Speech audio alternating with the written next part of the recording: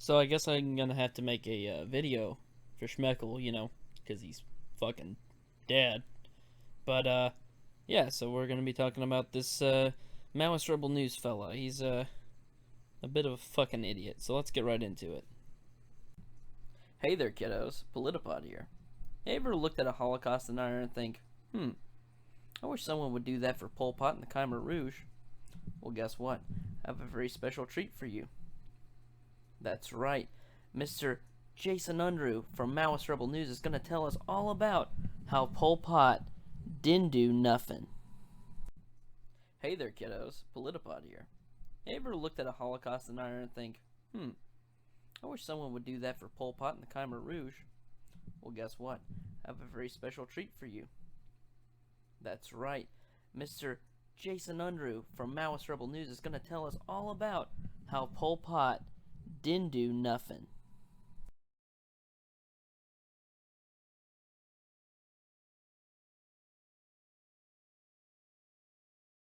Usually, critics of Mao and anti-communists in general claim that Pol Pot was a Maoist. As you'll recall, Pol Pot was the leader of Cambodia for a while after the Vietnam War.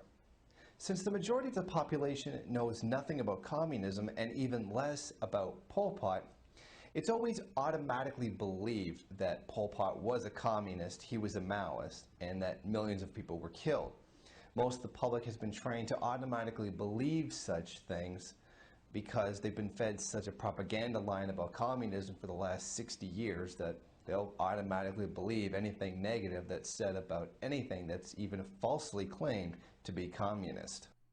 It's very interesting how you talk about anti-communist propaganda when there's a long list of communist propaganda that everyone sees all the time.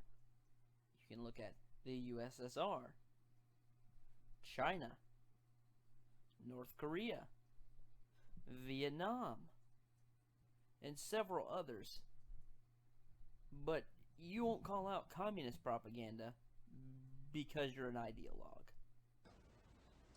Since the Khmer Rouge came into power by defeating a US-backed right-wing regime, it suffered the slanders by US imperialism ever since. Anyone who ever stands up to US imperialism is automatically labeled all kinds of horrible things. Jason, it's like labeling someone's enemies as such is like a completely normal thing in every country or something. But I digress. There are plenty of examples of people who stood up to the evil US imperialist system who we don't label all kinds of sort of terrible things. Japan comes to mind. After we dropped the bombs on them, we helped them rebuild into an economic miracle after World War II, who now today has one of the strongest world economies. The difficulty here is trying to filter through that imperialist propaganda to find what Pol Pot is actually guilty of and what has been manufactured by anti-communists. Why is it propaganda whenever anti-communists are against the communists doing something? But magically, somehow communists are never wrong, no matter what they say or do. The level of self-awareness in this is astounding. By 1975, it's estimated that about 10% of the Cambodian population was killed by US bombings in Cambodia. No, it isn't, Jason. Highest estimates for deaths in Cambodia by US bombings from 1965 to 1975 are around 150,000, whereas the lowest estimates are around 50,000 people, according to Politifact.com. Now, these bombings took place because they were trying to track down Vietnamese military units that were inside Cambodia. These searches were massive bombings of the countryside in Cambodia, killing many, many people. Oh, Jason, you're so misguided. It's cute, it really is. But here, let the U.S. Army soldier tell you the difference between bombing raids and search and destroy missions. See, bombing raids were conducted by the U.S. Air Force. They bombed certain locations based off of suspected or known enemy troop and vehicle movements. The Ho Chi Minh Trail is a very good example of this. It went between Laos and Vietnam, and we bombed the shit out of it. Whereas a search and destroy mission usually entails that a group of soldiers or Marines goes out to a certain location and tries to search for documents that contain information, soldiers, equipment, food caches, weapons caches, stuff like that, and they destroy it. That's the difference. It's important to note that these bombings of Cambodia were what first turned the tide of the movement against the Vietnam War and made it stronger. The resistance to the war in Vietnam on U.S. soil became powerful to the point where it couldn't be stopped because of these bombings. Bombings were not even one of the main causes for this. The main causes for the tone shift about Vietnam War was the broadcasting of the death of people to millions at home via the newly created television, and also the drafting of fathers, husbands, brothers, sons, friends, cousins, family members basically, to Vietnam towards a war they did not want to fight. It's also important to note those who complain the most about Pol Pot wholeheartedly supported the bombings of Cambodia, which started the whole problem to begin with. Hey, Cambodians who didn't like Pol Pot, you supported the bombings of your own people, you bunch of idiots. The U.S. bombings of Cambodia didn't just collectively kill 2 or 3 million people. It, in addition, created 2 million refugees who fled from the countryside where the U.S. was bombing and into the cities to get away from the destruction. 2 to 3 million dead in 10 years from bombings, as well as another 2 to 3 million refugees. The stats beg to differ. That would have been over half of the country dead, almost. The other half would have been refugees. But you just got done saying that it was only 10% of the population killed in bombings. So which one is it? You need to be consistent with your arguments here, Jason. In fact, Jason, you know what the funniest thing is about you claiming all these different populations, sizes, and, statistics of how many got killed? There were more people who died after Pol Pot took power than during the entirety of the 10-year war called the Cambodian Civil War. You can tell by this sharp drop in population up until the Vietnam-Cambodian War, whenever Vietnam invaded and started taking out the Khmer Rouge. Because of these actions by the U.S. military, the country then became dependent on foreign food aid. Now, this foreign food aid was horribly mismanaged by the Lon Nol regime, which was in power before the Khmer Rouge, the U.S.-backed power. And even they horribly mismanaged what resources they were even actually sent. Citation needed for this one. What this means is, when the Khmer Rouge came into power, they were actually coming into power at a terrible time. There was already mass starvation going on, and 1/3 of the entire country were refugees because of U.S. actions. Guys, listen. It's not Pol Pot's fault that people died. He didn't starve them. It was the evil imperialist U.S. and their crop-destroying bombs. Are you kidding me, Jason? Give me a friggin' break, dude. At this point, another major criticism pops up, where the Khmer Rouge forced people to leave the cities and go into the countryside, and the city of Phnom Penh was virtually emptied as a result. Now, this shows the basic lack of scientific thinking on the part of anti-communists. At this point, the country was starving to death. The peasant population had fled the countryside to get into the cities to get away from the bombings. Now, this meant food wasn't being produced, and there was already mass starvation. Khmer Rouge literally did the only thing they could do, was to force people back out into the countryside in order to start producing food again.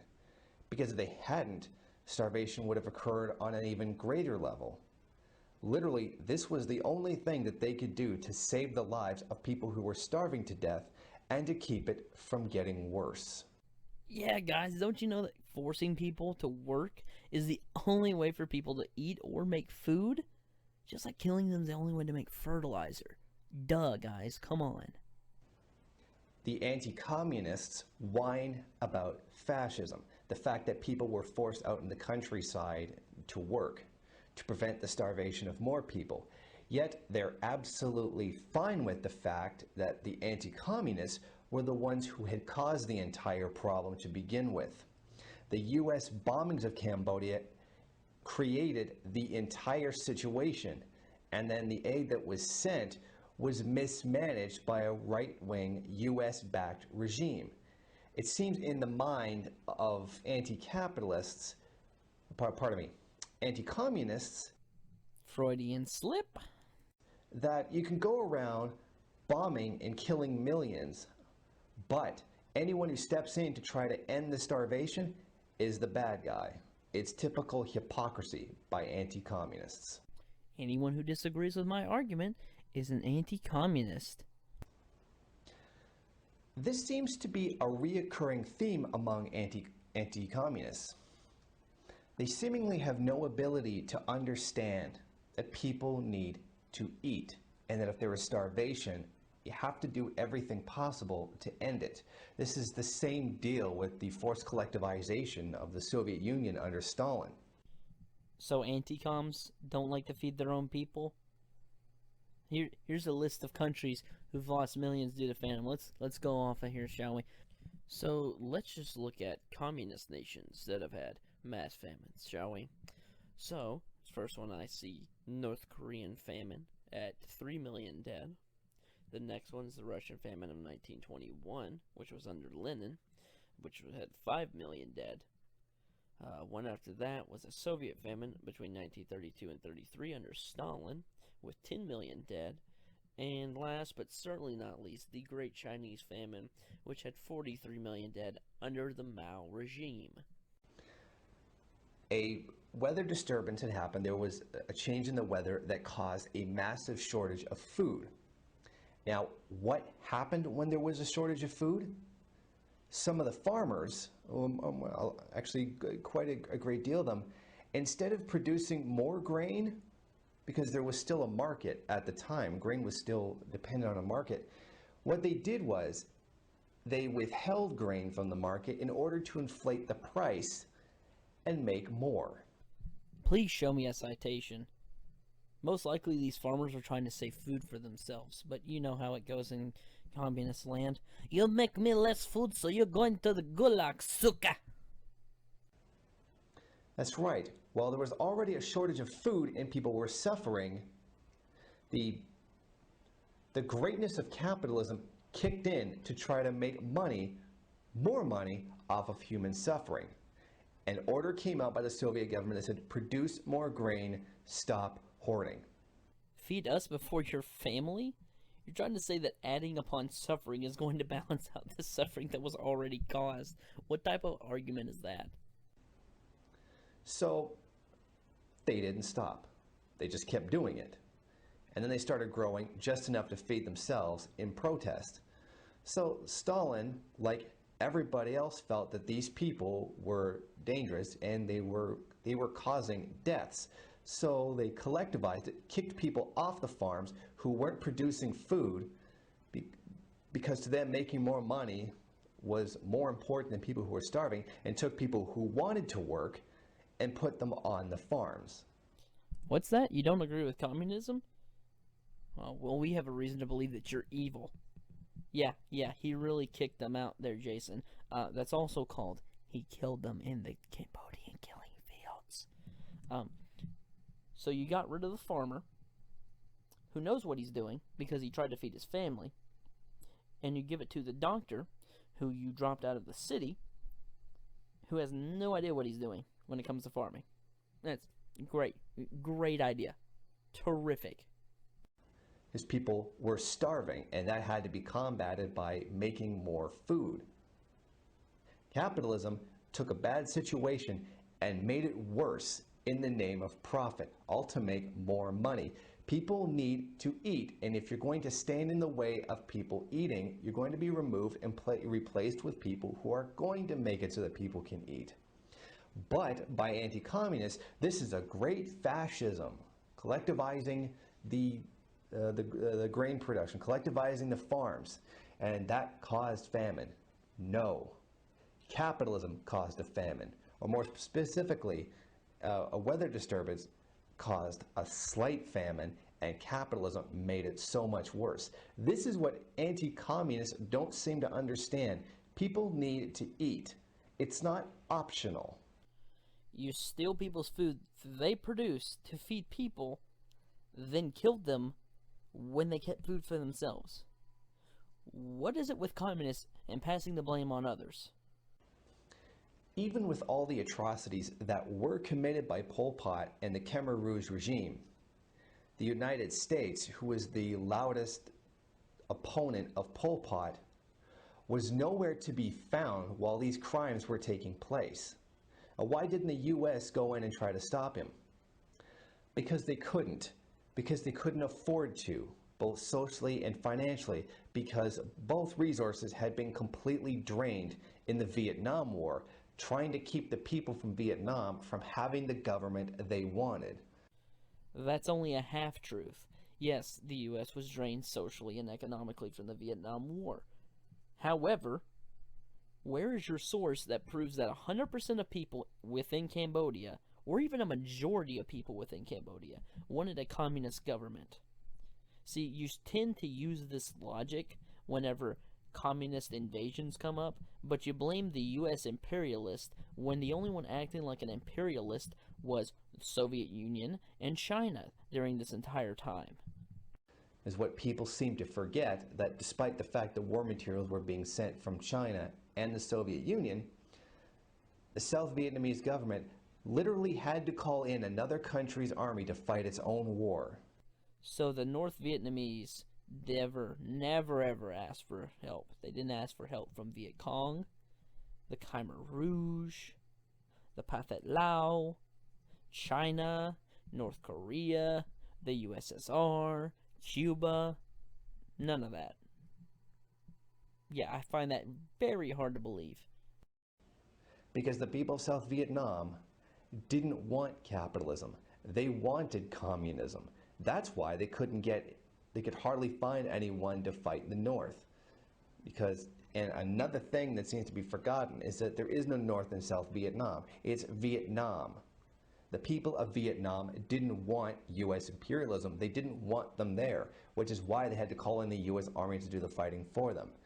Well, according to this picture, it looks like North and South Vietnam were both a thing.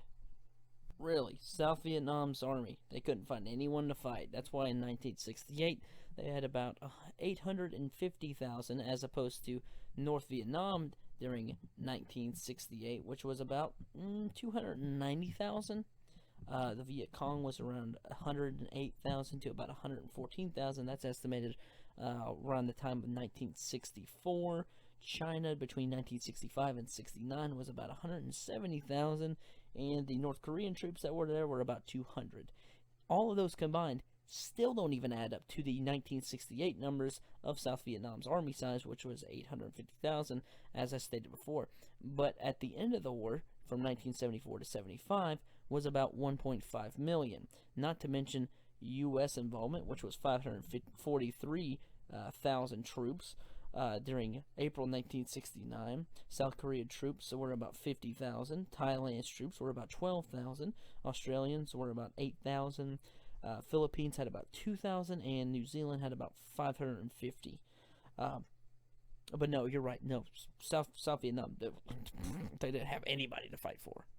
The U.S. could not step in and conduct an actual humanitarian effort in Cambodia because they were too drained by launching imperialist wars against people who just didn't agree with them.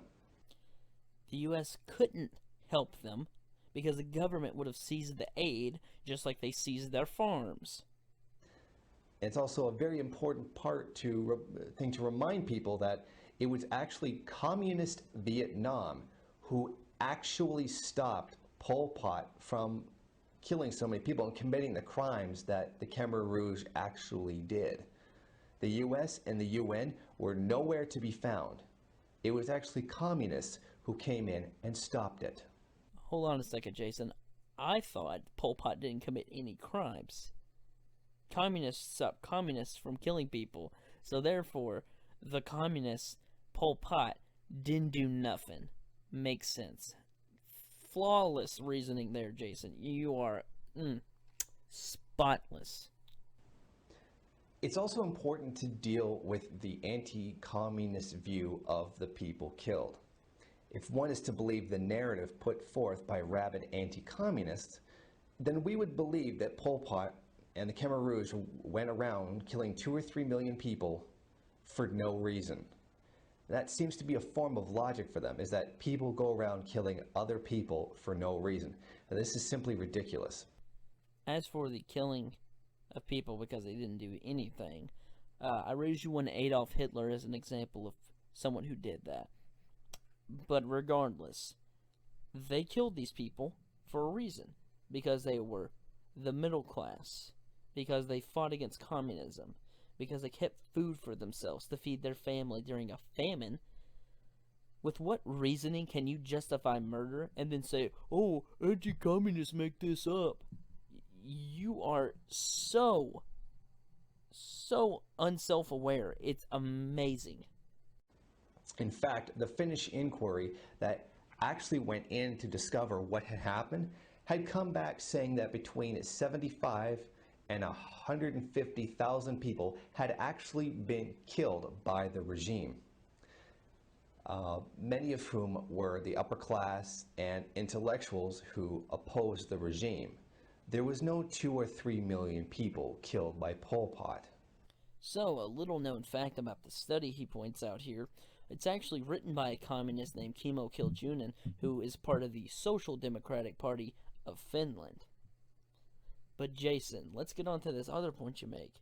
How is it okay for people to kill the upper class? Is it just not wrong anymore? Is killing people's okay now because they're upper class, they're the bourgeoisie, so it's okay, right? That's what I thought. The massive 2 or 3 million figure is a direct result from the deaths from 1975 to 79 based on estimates of the population. Now, Finnish inquiry determined that 1 million or fewer people actually died in the Pol Pot regime. Several thousand of those actually died from clashes with the Vietnamese military when they went in to shut them down. Also, another famine started after the invasion by Vietnam. Now, by then, international aid was already too late. About 2 million, or 30% of the population, had died as a result of U.S. bombings, the Pol Pot regime, and the Vietnamese invasion combined. This 2 million figure is from several incidences altogether. Jason, stop changing your answers. Stick with one and make it the entire video. You say it's 10% of people dead. Then you say it's 1/3 of all people dead. Now you're saying it's 30% of all people dead. Which one is it, Jason?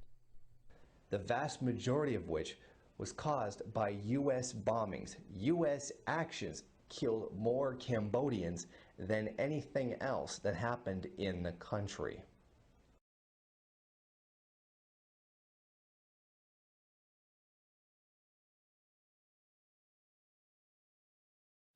Does someone have to recognize another as something before it's true? Adolf Hitler was never recognized as a fascist until after World War II. Does that make him not a fascist? No, it doesn't. He was still a fascist during that time.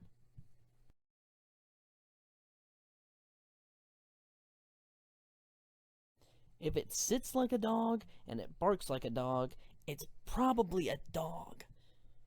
Now, there was, of course, a relationship between Cambodia and China. China had supported the struggles for self-determination for many Asian countries and had aided in the reconstruction of many of these countries, not calling any of their communist parties Maoist. Now, it's important to note that China gave this aid to countries who did not even call themselves communist. Now, this aid went to many African countries as well, Tanzania being one of them. No, they only ever back the communist parties within countries. You use Tanzania as an example there. Is that why the Afro-Shirazi Party is a Marxist and Leninist movement? They wanted their ideology to grow. That's why the Korean and Vietnam Wars happened. It was a halting of communist expansion into countries who wanted to decide their own fate, their own economics, their own political system. Yet you sit here and whine and complain and say, oh, the evil U.S. imperialists were conquering people. We did nothing but try to help these people overcome your bullshit. Now, concerning the claim that Pol Pot was a Maoist. Now, the fact is, Pol Pot didn't call himself a Maoist until after Mao had died. Pol Pot had always said that he didn't follow anybody and that he was his own thing. Now, it wasn't until Hua Guofeng took over China away from the Gang of Four. Does it really matter when he said it? He's a Maoist. Because for those of you who don't know what Maoism is, Maoism compared to Marxism or Leninism tends to focus more on a farmer's revolt, more so than an urban workers' revolt. It still collectivizes and seizes the means of production, but it just focuses more on an agricultural or rural base than an urban or industry-based revolt. It was only then that he started calling himself a Maoist. Now, it's important to know that Hua Guofeng was the guy who had the Gang of Four arrested along with Mao's wife. Now, the Gang of Four were supposed to be Mao's successors. Now, it was Guofeng that came in and prevented that from happening and started the reactionary regime. And then Deng Xiaoping came into power. It's important to note that Hua Guofeng was the guy who actually brought Deng Xiaoping into power. I don't see how Deng Xiaoping has anything to do with Pol Pot being a Maoist or not. Now, keep in mind that Pol Pot was calling himself a Maoist while he was celebrating and supporting the arrest of the Gang of Four, Mao's rightful successors, and supporting the arrest of his wife. At no point could Pol Pot have ever be considered Maoist. How does celebrating the arrest of the Gang of Four not make him a Maoist? His main focus was the farm and farmers, and having them revolt against the bourgeoisie. Oh, God, I need a break here. Esoteric Entity, please take over for me for a second, man. I need to tag in right quick. Yes, thank you so much. I've been wanting to do a collab on this guy for such a long time. Now, Pol Pot was saying Deng Xiaoping was counter-revolutionary in 1977 as the Gang of Four were getting set to take power.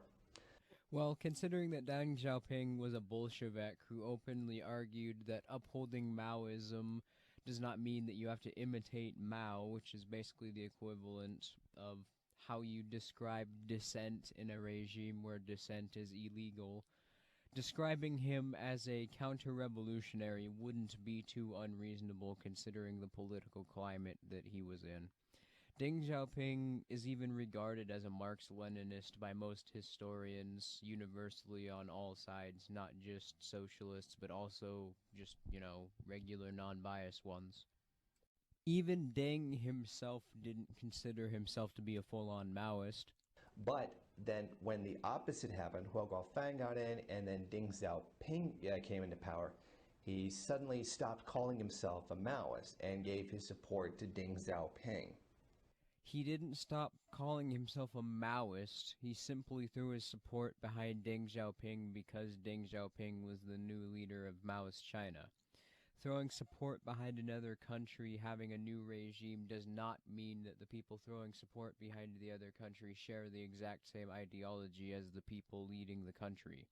If that were the case, you'd have to consider every country in the West to be autocratic, socialist, and Islamist, because every country in the West throws their support behind at least one government which practices these ideals. While you wouldn't necessarily be wrong to consider that the case, it is not 100% the case, and to say that it is ridiculous.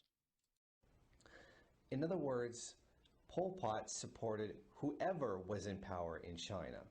No, all it means is that Pol Pot allied with a strong country that was relatively close to him, which was both strategically valuable on a military sense, and also was valuable because China had a lot of resources, and was willing to do so because the ideologies of the two countries practically mirrored.